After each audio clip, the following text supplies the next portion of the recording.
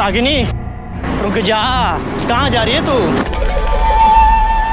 कल रात में तेरी बालकनी के नीचे खड़ा था, एक बार भी बाहर नहीं आई तू। वैसे तो बड़ी फोन करने के बहाने आ जाया करे थी। चल एक स्माइल तो मार दे।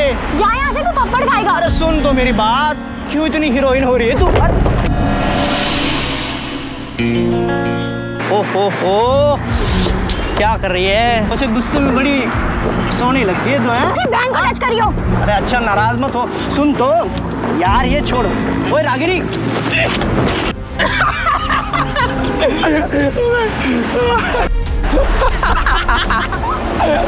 क्या हुआ? अबे ओ सालो, हंसना बंद करो भाई तू तो एक काम कर, तुझसे ना होगा, जब बाप का असिस्टेंट बन जा। अबे ओ यार, अच्छे घर की लड़की है, थोड़ा टाइम तो लगेगा ना यार। अच्छा हाँ, इसलिए तुझे सही मार दिया। अरे चलो देखना, तुम दोनों देखना, एक ना एक दिन उसको पटाके रहूंगा मैं। लगी चल दिखाऊंगा यार, मैं नीला का बेटा हूँ। चल ठीक है।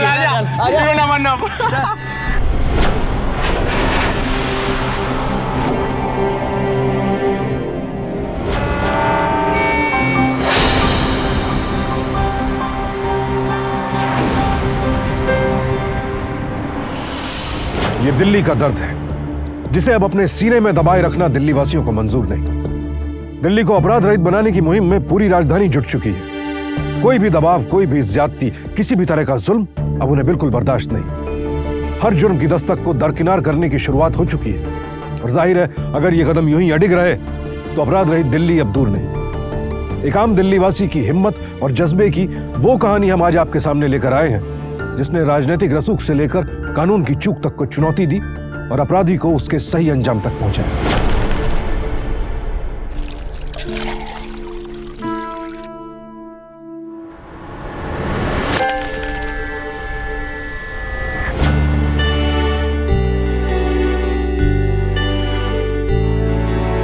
Good morning Rajeev.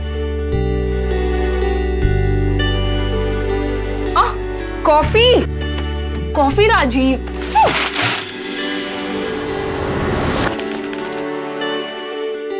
कॉफी ठंडी हो रही है ना। एक और केस हो गया। लड़की बस स्टॉप पे खड़ी थी, कुछ बंदे कार में आए और खींच के लेके चले गए और कोई कुछ नहीं बोला। तुम टेंशन मत लो, सुबह सुबह भगवान जी का नाम लिया करो। पता नहीं सुबह सुबह क्या लेके बैठ गए बकवास। तेरे मायके के पास हुआ है तो हर गली में होता है, बस अखबार में आ गई तो बड़ी बात हो गई। आज के जमाने में कोई भी लड़की घर से बाहर निकले ना तो कुछ पता नहीं कि कब किस मोड़ पर उसके साथ क्या हो जाए।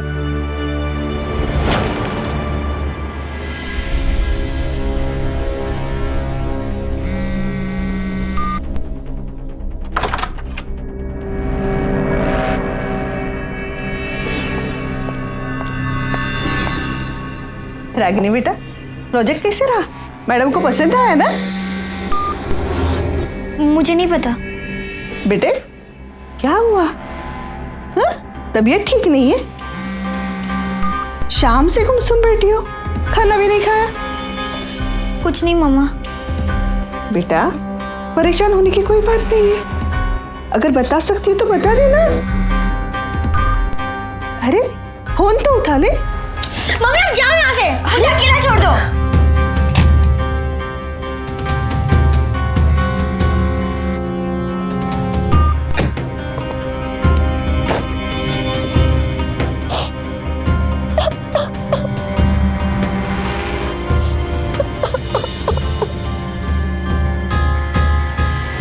जयपाल सिर्फ बदतमीजी नहीं, बदमिजाज किस्म का लड़का था।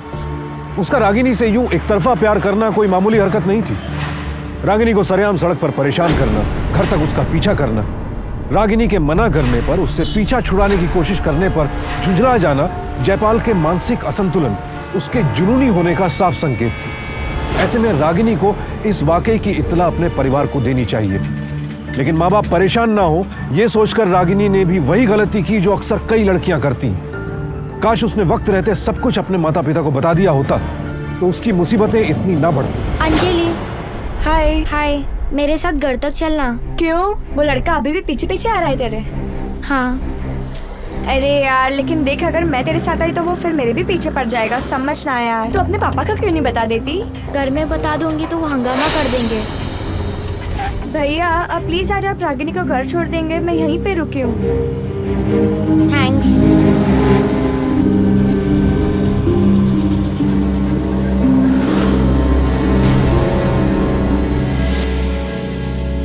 लीजिए भैया। हाय राजीव, वेलकम होम। आओ बैठो। ओए होए, नया सोफा सेट एंड ऑल। वो भी लेदर। प्योर लेदर है, आलीशान है ना। हाँ। पता है पापा तिलक नगर गुरुद्वारे गए थे, वहीं जेल रोड से लेकर आए। उन्होंने बस देखे सोफे और भिजवा दिए हमारे घर। हाँ, पहले होम थिएटर, फिर रिमॉडल्ड किचन और अब नया सोफा सेट। मोहल्ले वाले क्या सोचेंगे कि राजीव दहेज पे जिंदा है। छड्डो, मोहल्ले वालों को तो आदत है बोलने की, बोलने दो। और वैसे भी दिल्ली वालों की मेंटालिटी तो पता है ना आपको, किसी के पास कुछ हो तो मजाक उड़ाओ और ना हो तो भी। प्रीति, लेकिन पुराने सोफे की आदत हो गई थी। अब तुम्हारी लाइफ में ब्रांड न्यू वाईफाई है तो नई नई चीजों की आदत डाल लो। तो फिर नए सोफे का उद्घाटन कर ले। हाँ, शर्म नहीं आती आपको? बीजिए अंदर। चलो हाथ मुंह धो लो, मैं पकौड़े तल के लाती हूँ।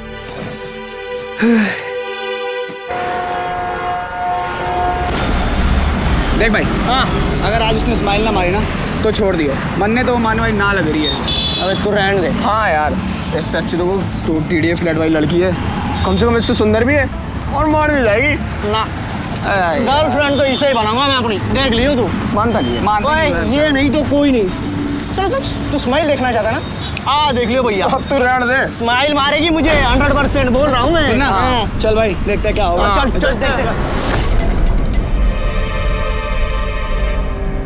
अबे अबे अबे वो रिक्शा, जल्दी बैठ। अबे चलना जल्दी, चल जल्दी।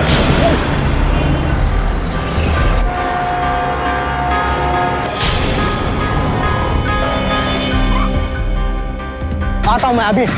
ओए रागिनी रुक, ओए रागिनी सुन तो।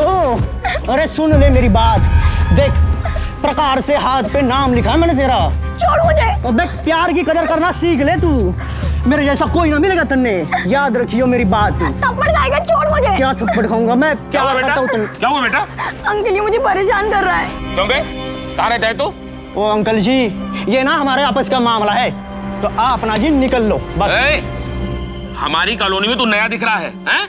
और हमारी कॉलोनी की लड़की को छेड़ रहा है ना तू? तो आज के बाद दिखाई नहीं। चल चल अरे चल निकाल। क्या निकलूं मैं? रागिनी का देख लूंगा मैं।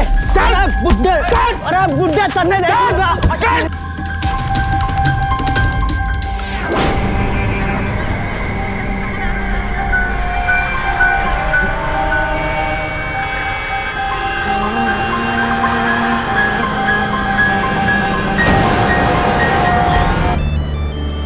हाँ स्वीटू, बोलो। Hi baby. पता है आज हमारी शादी को पूरा 1 महीना हो गया। ओए होए, कांग्रेचुलेशंस। थैंक यू जी। अच्छा ये बताओ आज मुझे फिल्म दिखाने ले जाओगे या नहीं? ओ देख लो जी। अच्छा सुनो, फिल्म देखने के बाद हम लोग पापा जी के घर चलेंगे। पापा जी ने हमारे लिए एक सरप्राइज पार्टी रखी है। अच्छा, उनको याद था? एलो, उनको कैसे याद होगा, 1 नंबर के भुलक्कड़ हैं। उनको तो मैंने याद दिलाया। ओ सत्यानाश। अरे क्या हो गया? ट्रैफिक पुलिस ने पकड़ लिया। हाँ, मतलब तुमने पहले डैडी को बताया कि हम लोग आ रहे हैं, उसके बाद मुझसे पूछ रहे कि हम फिल्म देखने जाएंगे या नहीं। तुम भी बिल्कुल अपने डैडी की ही बेटी हो, पहले ही डिसाइड कर लेती हो कि क्या करना है।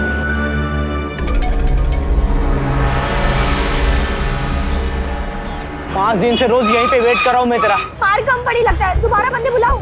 अरे पर देख, मैं बात सुन ले तू, मैं वरना किसी की नहीं होने दूंगा तुझे। बहुत प्यार करता हूँ तेरे से मैं। अच्छा वही रजौरी गार्डन आना है ना? अरे हाँ वही आ रहा हूँ। अरे तुम्हारे लिए रॉन्ग साइड से यू टर्न ले रहा हूँ, बस 5 मिनट में पहुंचा। रागिनी देख बात सुन ले मेरी। I'm not interested। अरे लेकिन क्यों बात नहीं सुन रही तू मेरी? क्यों नहीं मान रही तू मेरी बात? देख क्यों बॉयफ्रेंड नहीं बनाना चाहती मुझे? देख मैं बोल रहा हूँ, मैं कुछ गलत कर जाऊंगा, मान जा तू।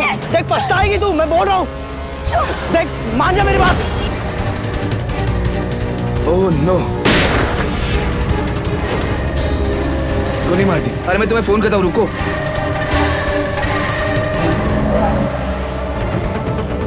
अरे फोन करता हूँ, मैं आता हूँ, बोला ना। ए रुको रुको, मैं कह रहा हूँ, सुनो, रुको।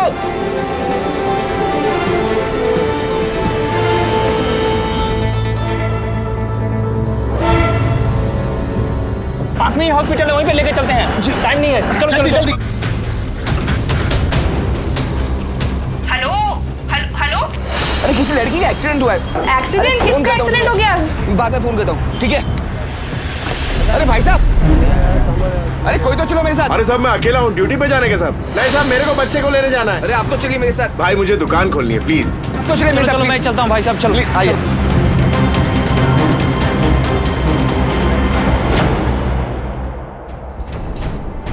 एक्सक्यूज मी, वो लड़की आपकी रिश्तेदार लगती है? नहीं सर, सड़क पे किसी ने उसे गोली मार दी, इसलिए मैं उसे जल्दी यहाँ पे लेके आया। ये पुलिस केस है, आपने पुलिस को इन्फॉर्म किया? सर किसने कॉल तो किया था पुलिस को। अब पुलिस वहां ढूंढने जाएगी और आप लड़की को लेकर यहाँ आ गए। ये क्रिमिनल केस है, आपको हाथ ही नहीं लगाना चाहिए था। सर मुझे उस बात का रियलाइज ही नहीं हुआ कि। ठीक है, अब पुलिस क्लियरेंस लेके आइए, उसके बाद ही मैं इस केस को हाथ लगाऊंगा। लेकिन सर तब तक तो लड़की मर जाएगी। वो लड़की आधी मर चुकी थी, उसको गोली लगी है, और मैं यहां कोई चमत्कार करने नहीं बैठा हूं। आप पहले पुलिस को बुलाइए। Is it okay? लेकिन sir.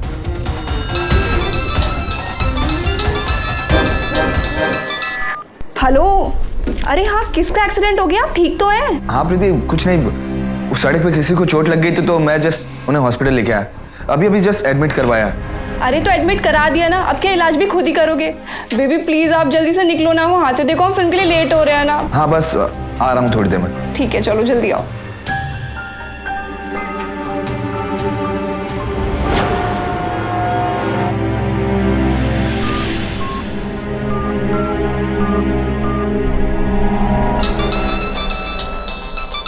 Hello mister Rajiv Malhotra ji, मैं वीबी त्यागी बोल रहा हूँ शाहदरा थाने से।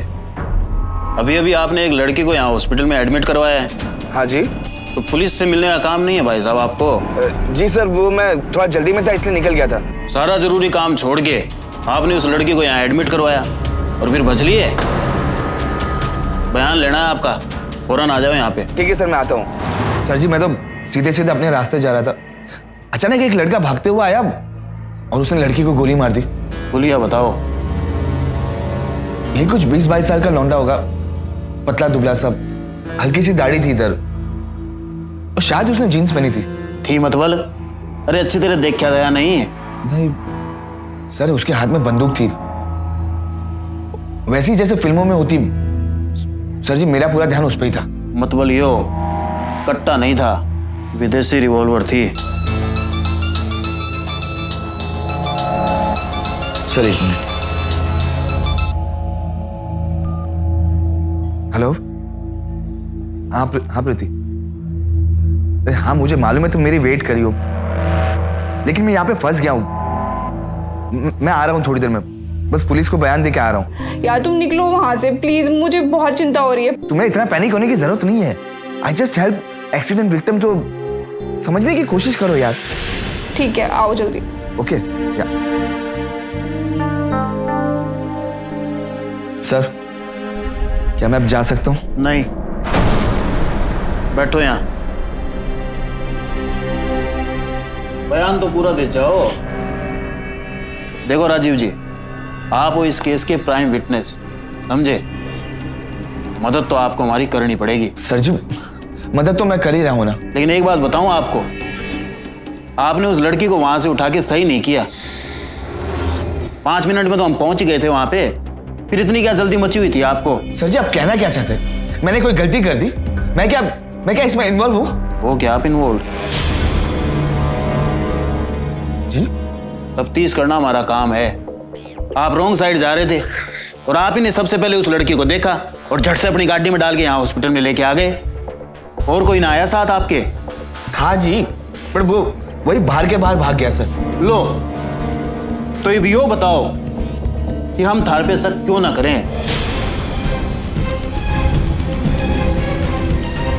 अरे सर, ये सब आप मुझसे क्यों पूछते हो? पूछना है तो उस लड़की से पूछना कि किसने गोली मारी, क्यों गोली मारी। मुझ पे शक करके क्या फायदा? क्या किसी की जान बचाना गुनाह है क्या?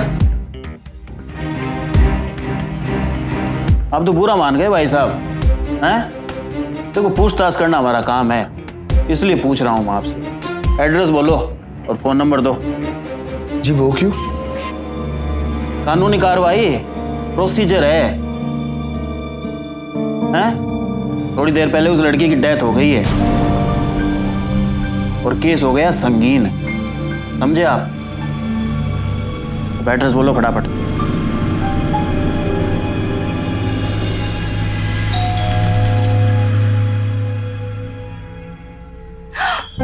हाय रब्बा, कितना खून लगा हुआ है। फेंक दो इन कपड़ों को, जाओ जाकर नहा के आओ। खाना लगा हुआ है, चलो जल्दी। पापा जी सत श्री अकाल। हाँ, पूरी दुनिया की परवाह है आपको। पता नहीं किस लड़की के चक्कर में लगे हुए हो। ओ बेटा जी बताओ तो सही, बात क्या हुई थी? ओए होए पापा जी, अब रहने दो। अच्छा बेटा, मैं समझ गया। उतर, तू छेती उठ के पहले नहा, उसके बाद आराम से बैठ के बातें करेंगे।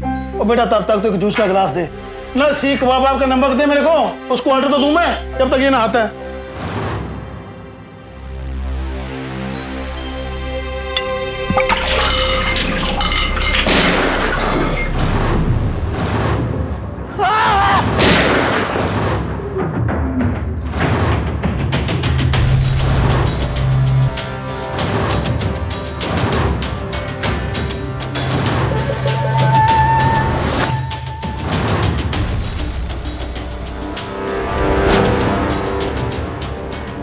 सर, गाड़ी का नंबर DZL111 था।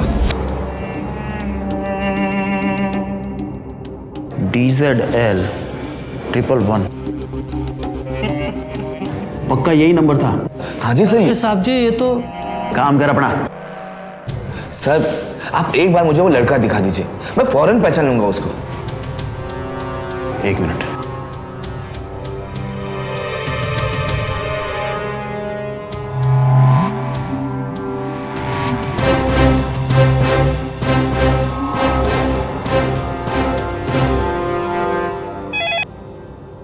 हेलो सोलंकी साहब। अरे वीरभान, अरे क्या हाल है भाई? मैं ठीक हूँ सर। अच्छा ये बताइए सर, ये DZL111 आपकी गाड़ी है ना? बेची तो नहीं है? अरे बेची ना भाई, अपने कार्यालय के नाम पे है। क्यों? वो अच्छा, ये चला कौन रहा आजकल? अक्सर मैं ही चलाता हूँ और कभी कभार मेरा बेटा चलाता है। क्यों, क्या हुआ? कोई केस वेस हुआ है क्या? सर आपकी गाड़ी का प्रयोग एक वारदात में हुआ है। कब की बात है ये सर? परसों दोपहर 3 बजे की बात है सर। परसों दोपहर 3 बजे? उसमें तो ये गाड़ी मेरा बेटा चला रहा था।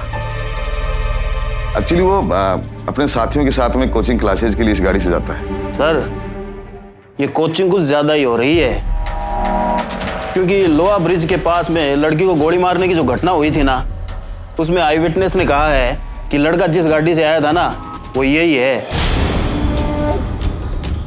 उसमें इस गाड़ी का प्रयोग किया गया है।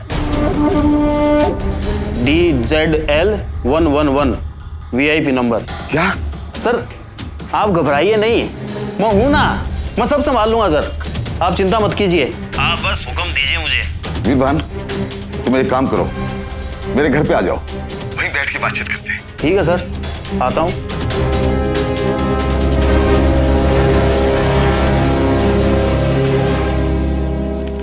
जयपाल, जमान चढ़ा हुआ है, हैं? ये बता तेरे को गन कहां से मिली? वो मैं मारना थोड़ी चाहता था, मैं तो डराना चाहता था उसको। गोली चल गई मेरे से। अरे अपने क्यों नहीं मार ली तूने गोली? ये किस्सा ही खत्म हो जाता है। ये बता, वो गन तेरे को किसने दी? बोल। वो मैंने अलमारी से ले ली। अलमारी से? अरे तूने ये क्या कर दिया है? मेरी गन से मर्डर कर दिया। अरे मेरी अच्छी भली पोजीशन थी, मुझे टिकट मिलने वाला था, तूने सारा का सारा गुड़ गोबर कर दिया गधे। ये पुलिस आ गई है, बाहर किसी को पता चला तो मुझे पार्टी से निष्कासित कर दिया जाएगा। पार्टी से। सोलंकी साहब रहने दीजिए, मार डालोगे क्या इसे? हाँ मार डालूंगा इसे। ओहो, पार्टी से तो आप तब निकाले जाएंगे जब किसी को पता चलेगा। आप भी टेंशन ले रहे हो, चल बेटा उठ। और सुन, 1 महीने तक बाहर नहीं आना, ठीक है? किसी कोई फोन कॉल नहीं। जा अंदर जाके जा बेटा जा। साली नालायक औलाद। बैठिए।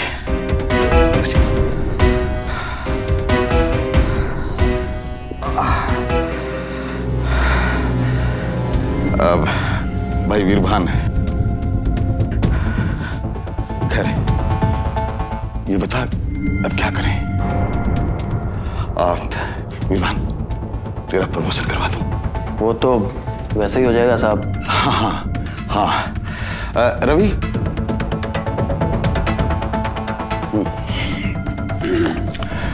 दस। मामला तूल पकड़ रहा है सोलंकी साहब, खबर मीडिया तक पहुंच गई है।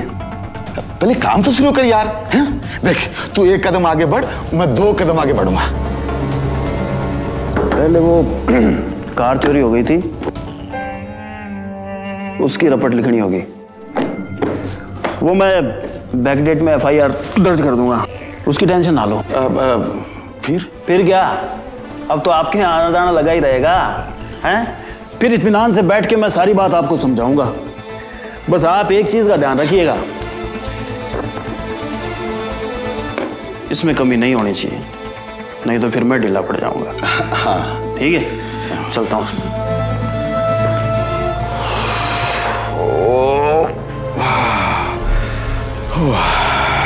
जयपाल के एक तरफा इश्क के जुनून ने आखिरकार रागिनी को अपनी जद में ले लिया।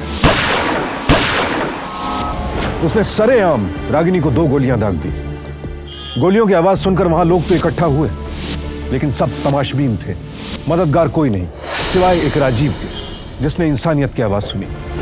ऐसे हालात में अक्सर आम आदमी मदद का हाथ नहीं बढ़ाता है, क्योंकि कानून के झंझट में कोई नहीं पड़ना चाहता।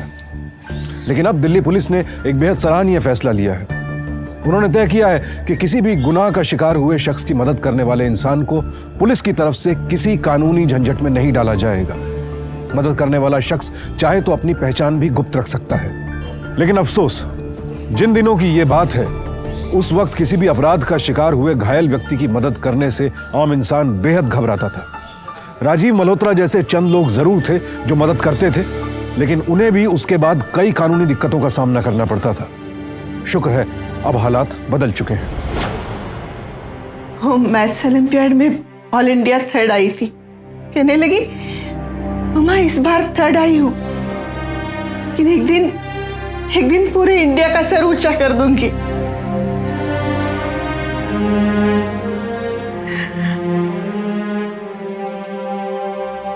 लगता है इनकी तबीयत खराब है। नहीं, जब से रागिनी चली गई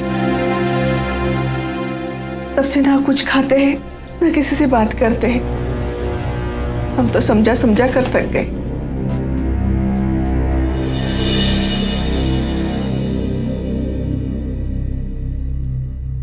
क्या हुआ, क्या सोच रहे हो? कुछ नहीं, उस लड़की की फोटो देखी तो।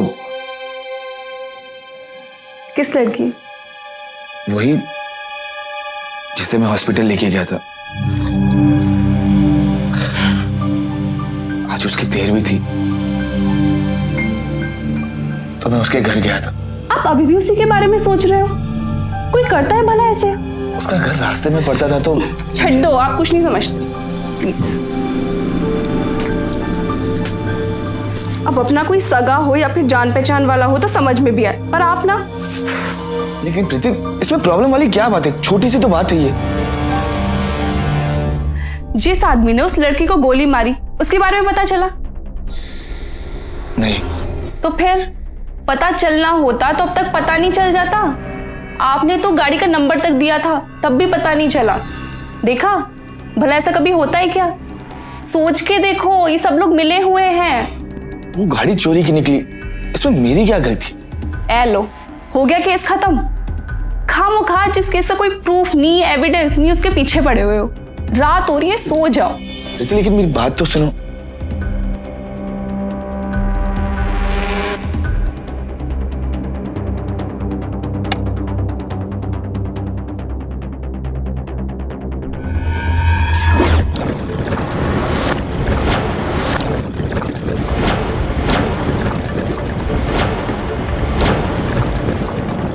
Oh no.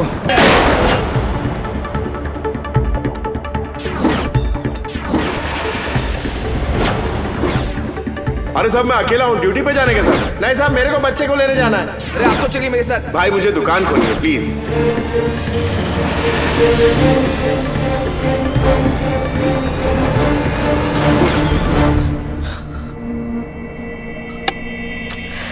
क्या है, अब लाइट क्यों ऑन कर दी है? प्रीति ये देख, प्रीति उठो ना, उठो। क्या है? वो ये देख, वो ये उस बंदे का वीडियो है जो मैंने निकाला था। तो अरे जिसने गोली चलाई थी। यार मैं भी कितना बेवकूफ हूँ, मैंने वीडियो निकाला और भूल गया।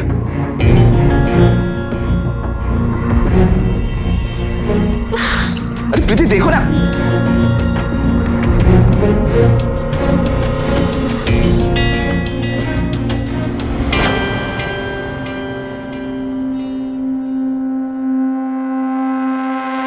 तो इससे क्या साबित होगा? शकल भी ना दिख रही इसमें तो, कोर्ट में क्या दिखाओगे? सर जी यही लड़का था। सर जी ध्यान से देखे, गड्ढे में बैठा और भाग गया। सर जी जूम करने में तो नंबर प्लेट भी दिख जाती है। वो सतपाल है भाई, ये मोबाइल जमा कर ले। सर फोन वही रिसर्च लैब में जाएगा, 4-5 दिन में वापस मिल जाएगा। प्रॉब्लम तो ना आया था ना कुछ? कोई बात नहीं सर जी, लेकिन सिम कार्ड तो निकाल सकता हूँ। हाँ चल सिम कार्ड निकाल दे।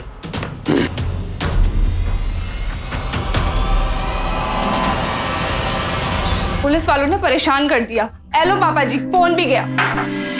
कोई गल नहीं पुत्र जी, फिक्र क्यों करती है? ओए अभी फोन कर देता हूँ, आधे घंटे में मोबाइल फोन की डिलीवरी हो जाएगी, वो भी बड़ा वाला जिसमें कंप्यूटर होता है।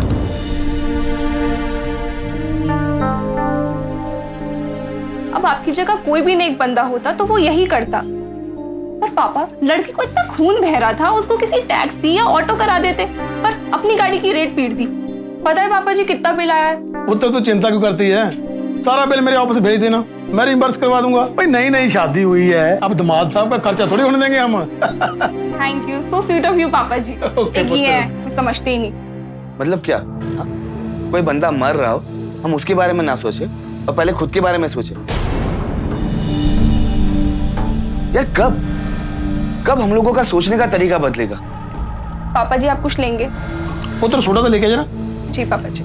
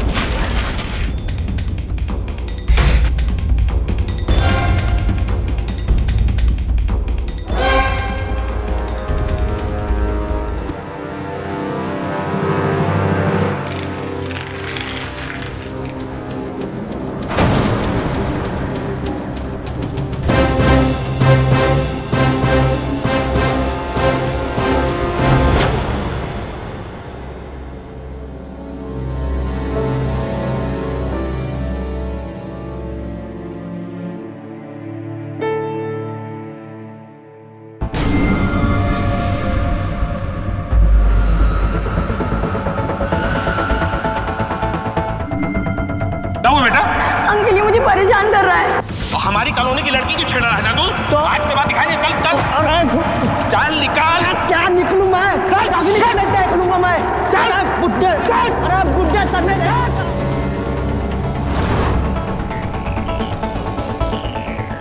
इस लड़की को पहचानते हो? हाँ सर। कहाँ रहती है? आगे जाके लेफ्ट मारने का, उधर 104 में रहती है। उसका हाथ पकड़ रहा था, बड़ा बदमाश टाइप का लड़का लग रहा था जी। अब मैंने जैसे ही खबर पढ़ी मैं हैरान रह गया। लेकिन पुलिस वाले तो कह रहे हैं कि हमारी लड़की गैंगवॉर की चपेट में आ गई। तो फिर वही क्यों आई? मैं आपको बता रहा हूं, जो लड़का छेड़ रहा था ना, उसे जैसे ही मैंने चपत लगाई भाग गया। शाम से गुमसुम बैठी हो, खाना भी नहीं खाया? अरे फोन तो उठा ले। मम्मी आप जाओ यहाँ से, मुझे अकेला छोड़ दो। उदास तो रहती थी, मेरी गलती है, मैंने सही से पूछा नहीं उसे कभी। यही बात आपको पुलिस को बतानी, हो सकता है कोई सुराग मिल जाए उन्हें। हाँ एक बार मैं देख लूं उसे, फौरन पहचान लूंगा। और भी कोई मिल जाए जिसने देखा हो उसे तो।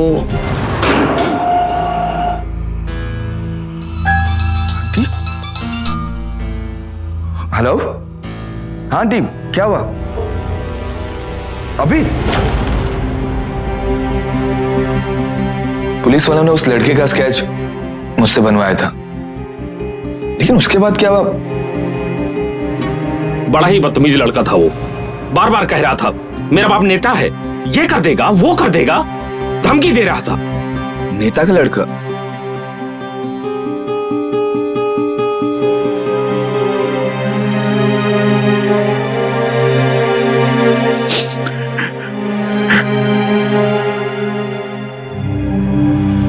रागिनी के माता पिता का दर्द देखकर एक जिम्मेदार नागरिक होने के नाते राजीव ने सच को सामने लाने की ठान ली। इसी सिलसिले में वो अपने स्कूल के दोस्त सुधाकर से मिले।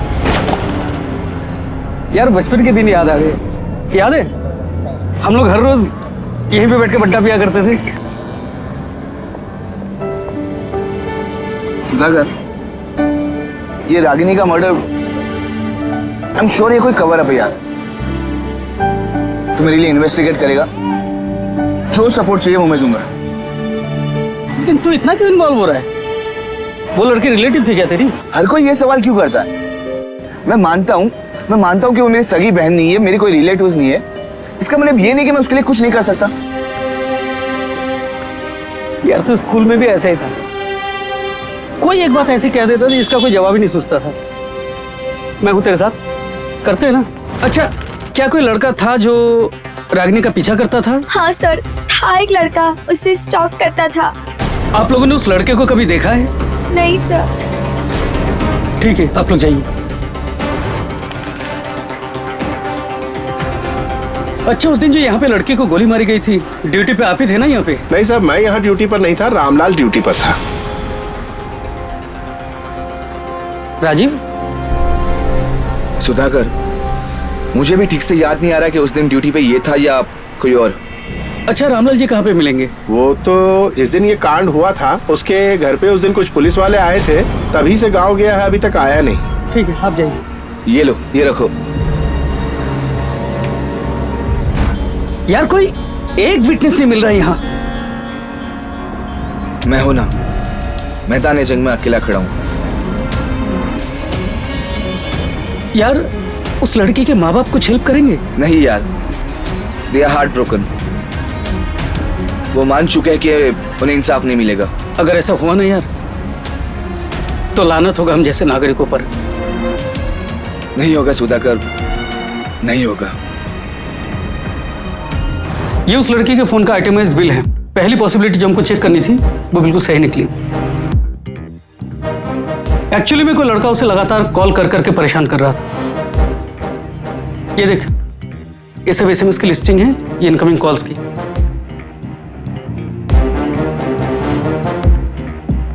ये सभी तो एक ही नंबर से। और ये देख, रात को 1 बजे एसएमएस किया उस बेचारी को। ये देख, ये बंदा जो भी है बहुत बुरी तरह से उस बेचारी लड़की के पीछे पड़ा हुआ था। यार मुझे समझ में नहीं आ रहा है, अगर कोई बंदा आपको इतना परेशान करता है तो लड़की अपने माँ बाप को बताती क्यों नहीं? अगर बता दिया होता तो ऐसी सिचुएशन आती नहीं। देख राजीव, अगर हम इस नंबर का पता लगा भी ले तब भी ये साबित करना बहुत मुश्किल है कि ये वही लड़का है जिसको तूने गोली चलाते हुए देखा है।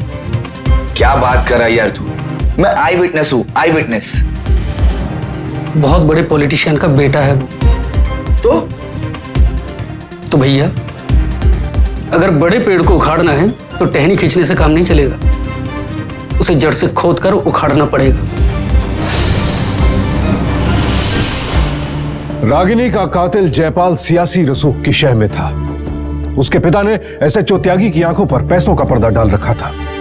केस आईने की तरह साफ था, लेकिन रागिनी के इंसाफ की राह धुंधली थी। मगर राजीव भी हर हाल में कातिल को बेनकाब करने की ठान चुका था। अरे तू तो बात बात में नाराज हो जाती है।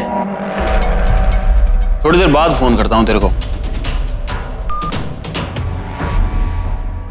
तू क्या कर रहा है यहाँ पे? सुधाकर है। हम अखबार वाले थे कि आप आगे आगे हम पीछे पीछे। और राजीव जी, और कोई काम ना है आपको? राजीव जी आजकल शूटिंग कर रहे हैं और पता चला कि इन्होंने अपनी फिल्म दिखाई आपको। क्या लगता है उसमें कुछ काम का पता चला? फोन रिकॉर्डिंग हमने लैब में भेज रखी है, जैसे ही पता चलेगा ना इतला कर देंगे हम आपको। अच्छा, उस रिकॉर्डिंग में एक गाड़ी दिखी, उसका कुछ पता चला? वो वारदात से हफ्ता पहले चोरी हो गई थी।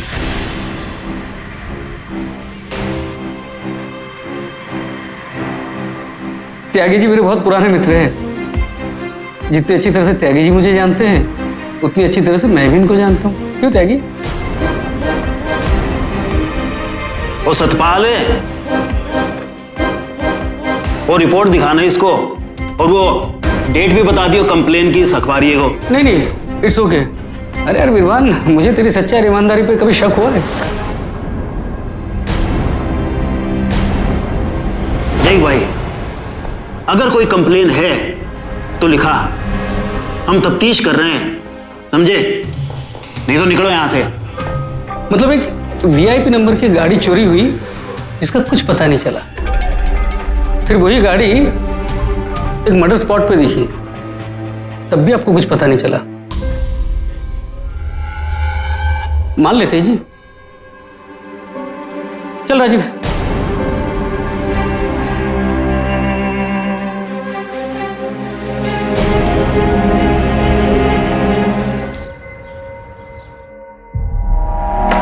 सोलंकी साहब, ये केस बिगड़ता जा रहा है अब। अरे वीरभान, अगर पैसे कम पड़ते हैं ना तो और ले जा। तू कब से डरने लग गया? बड़े बड़े क्रिमिनल तुम्हारे नाम से थर्राते हैं, आज क्या हो गया तेरे? बदमाशों को संभालना आसान होता है, पर ये पढ़े लिखे लोग होते हैं ना, ये बहुत खतरनाक होते हैं। हंस गए आप? बैठ। ये उस विटनेस की बात कर रहा तू? हाँ। क्या नाम उसका? राजीव मल्होत्रा, जो जनकपुरी में रहता है। हाँ हाँ, मैं उसी की बात कर रहा हूँ। तो इतना क्या डर रहे हो उससे? बेटा तू चुप रहे ना, वही बढ़िया है। जाके छिप जा कहीं पे। ओ, मेरा बाप नेता है और मैं चूहा बन जाऊं? मैं नहीं जाता कहीं। ए बावली बूचे, अगर इलेक्शन में टिकट की इतनी चाहत ना होती ना तो मैं तेरी गर्दन पकड़े खुद जेल में ठूस के आ जाता। और सुन, अब चुपचाप यहां से गांव चला जा, फिर कभी मुड़ के दिल्ली मत आइयो। बिल्कुल ठीक कह रहे हो आप। जब तक ये केस सोल्व नहीं हो जाए ना, ये छिपा रहे वही बढ़िया है। और हाँ, वो विटनेस आया था एक पत्रकार को लेके। तुम्हारा तो बेड़ा गर्क हो गया। अब ये बात मेरे हाथ से भी निकलती जा रही है। अरे तू क्या करेगा बे?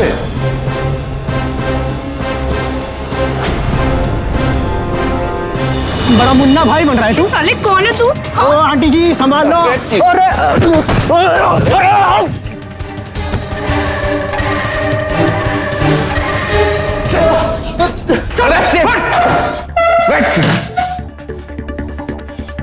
ये रास्ता जिसने रागिनी पे गोली चलाई थी। सर गिरफ्तार कर लीजिए इसे, अरेस्ट है। इसने विटनेस पे अटैक किया है, इसको अंदर कीजिए तुरंत। शांति रखो, पहले इसकी फर्स्ट एड होगी।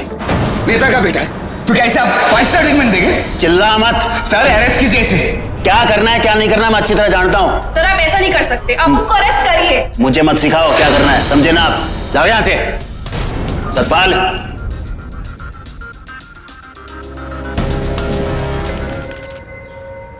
सर हमें नहीं लगता कि पुलिस अपना काम कर रही है, और अगर आपने भी हमारा साथ नहीं दिया तो रागिनी को इंसाफ कभी नहीं मिल पाएगा। सर ये इंसाफ सिर्फ रागिनी के लिए नहीं है, बल्कि दिल्ली की हर औरत के लिए इंसाफ है। हाँ सर, ये दिल्ली की इज्जत का सवाल है। सर आप प्लीज कुछ कीजिए।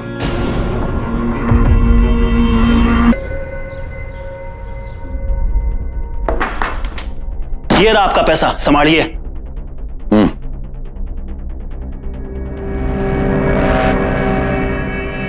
अब क्या होगा? मैंने पैसा है ना आपके बेटे को जेल से बचाने के लिए लिया था, ना कि खुद जेल जाने के लिए। अरे लेकिन हुआ क्या है? आप अपने बेटे से पूछिए ना क्या करके आया वो। एक और कांड करके आया है। एक और कांड? हाँ, ये अगर एक भी मिनट यहाँ रुका ना मैं और किसी की नजर में आया तो मैं सस्पेंड हो जाऊंगा। चलता हूँ। अरे एक मिनट भैया, जिस काम के लिए मैंने तेरे को इतने पैसे दिए हैं, पहले वो काम तो पूरा कर। वो काम ही कर रहा था, लेकिन बीच में टांग अड़ा दिया आपके बेटे ने। अरे टांग अड़ा दी, क्या टांग अड़ा दी बच्चे ने? मैं चलता हूँ जी, वो थाने के अंदर है, उससे अरे बात तो CBI, mister Solanki, you are under arrest. तलाशी लो। अरे भैया, ये सब क्या? अरे चलिए हमारे साथ। मैं उससे बहुत प्यार करता था सर, लेकिन वो मुझसे प्यार नहीं करती थी। गलती से गोली चल गई मेरे से। Oh no.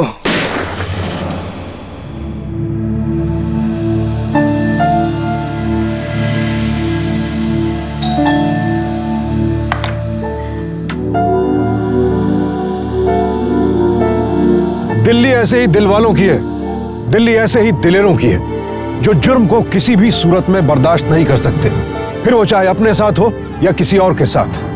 गुनाह पर गहरी चोट करने वाले राजीव जैसे लोग इंसानी संवेदनाओं के साथ जीते हैं, डर और दहशत के साथ नहीं।